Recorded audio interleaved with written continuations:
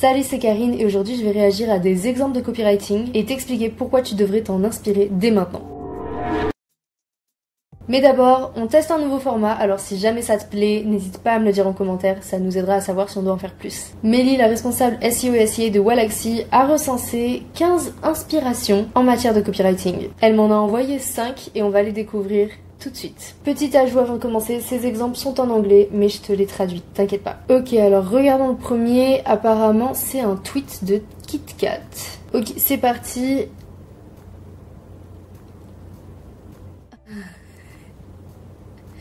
Oh, ils ont osé, ok.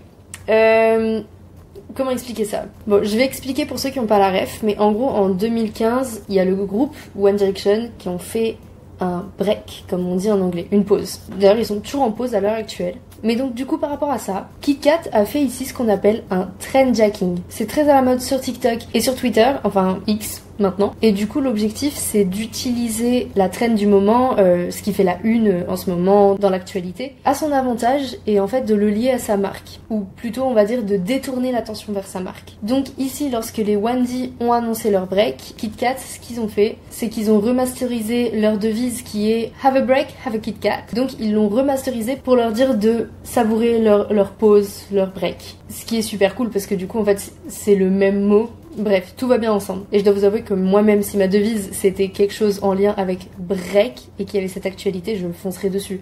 Même pour une rupture ou n'importe quoi, ça fonctionne super bien. Mais ce qui est super cool, c'est que vraiment ils ont pris le temps, donc sur chaque KitKat, de mettre le nom des membres du groupe et même de les taguer. Et franchement, ça c'est un truc qui plaît aux personnes qui sont sur X/Twitter. Et si ta marque personnelle /personal branding est plutôt dans le style amical, humoristique, tout ça, c'est vraiment quelque chose à faire, le trendjacking. Tout simplement parce que la Gen Z adore ça, et la Gen Z, c'est les jeunes d'aujourd'hui. Et c'est surtout tes futurs clients. Dans 1 ou 2 ans, ce seront des personnes qui sortiront de la fac, il y en a qui travaillent déjà. Bref, c'est des personnes que tu as envie d'avoir dans ta poche. Vraiment, c'est un public compliqué, donc si tu l'as dans ta poche, t'as tout gagné. Ok, on passe à la deuxième inspiration. Donc, d'après Mélie, c'est une vidéo pour des barres de céréales. RX Bar, c'est parti. Is this what lifting really looks like? What happened to lifting weights, not phones? Counting reps, not likes. Pushing it, not posting it.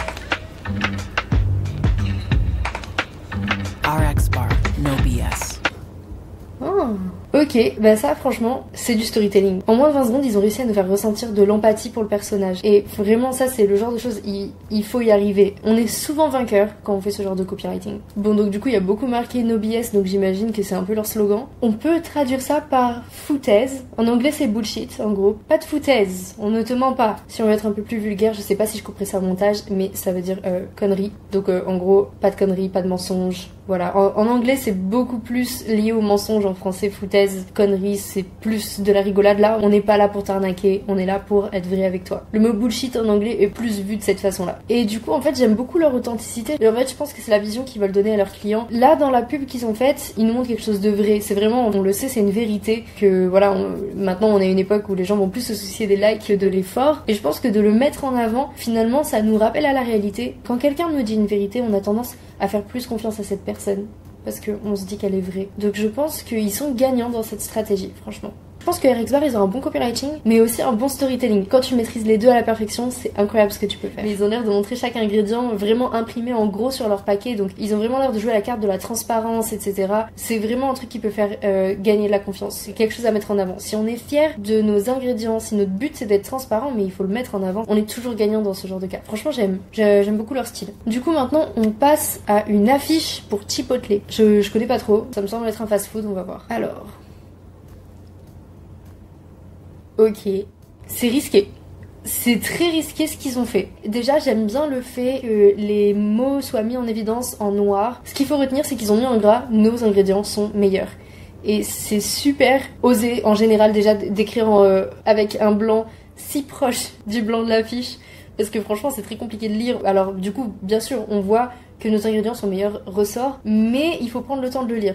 Après, je pense que c'est le genre d'affiche où ça m'intriguerait et je pense que je serais capable de vraiment la suivre du regard en passant en voiture à la place passager. Mais c'est vraiment le genre d'affiche que je serais capable de suivre du regard. J'aime bien le fait qu'ils aient osé faire ça. À la fois, ils prennent le temps d'expliquer donc qu'ils ont des ingrédients locaux et naturel. Je pense qu'ils ont pris du temps à réfléchir à tout ça, mais ça ressort bien. Un autre point à prendre en compte, c'est que en fait, sur les affiches publicitaires pour la nourriture, il faut savoir qu'en général, on va mettre 7 mots maximum. 7 mots maximum sur une grosse affiche comme ça, parce que le but en fait c'est de mettre en avant ta nourriture et surtout de ne pas perdre le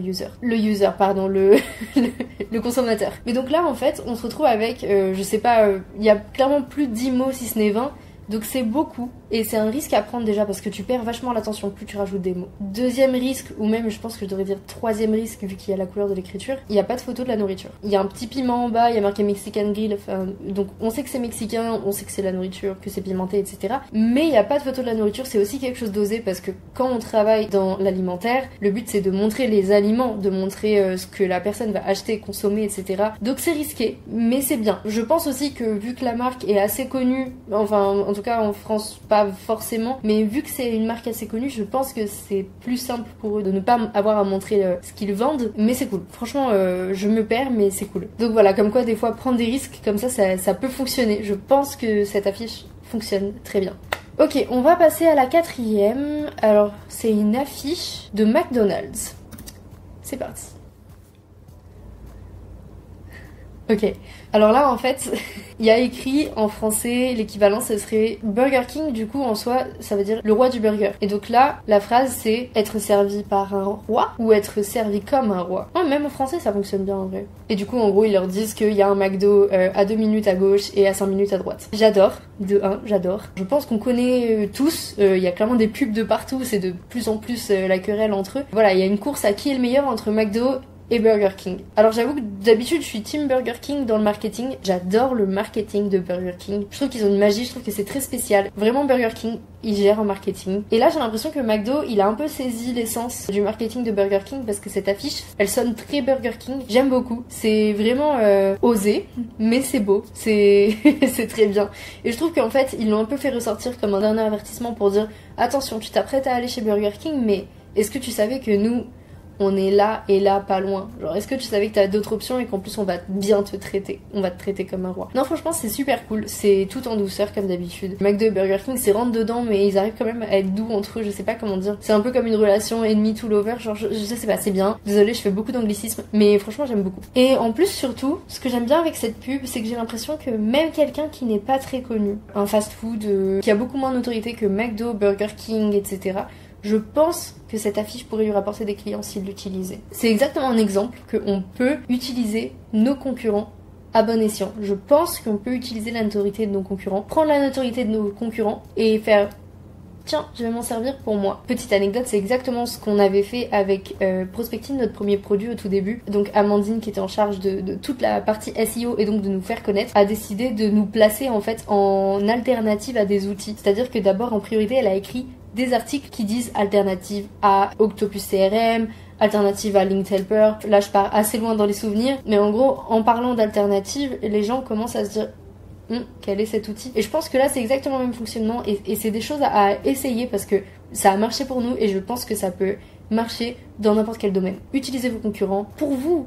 Il y a un moment où en fait il faut éviter de se laisser marcher dessus par les concurrents et il faut au contraire utiliser le fait qu'ils soient connus pour vous. Ok, pour la dernière du coup c'est une pub de Ricola.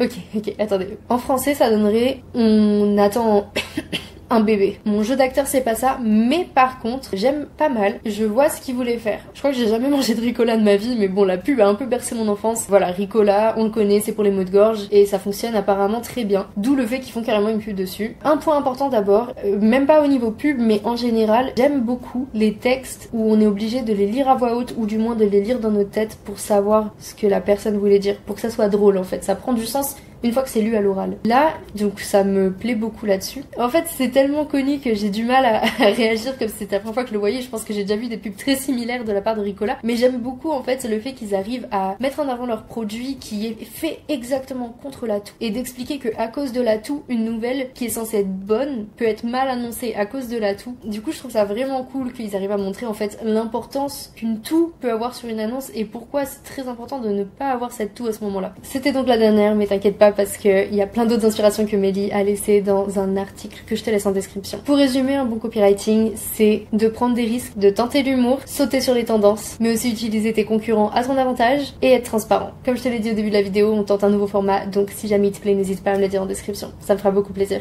Sur ce, à bientôt pour d'autres vidéos.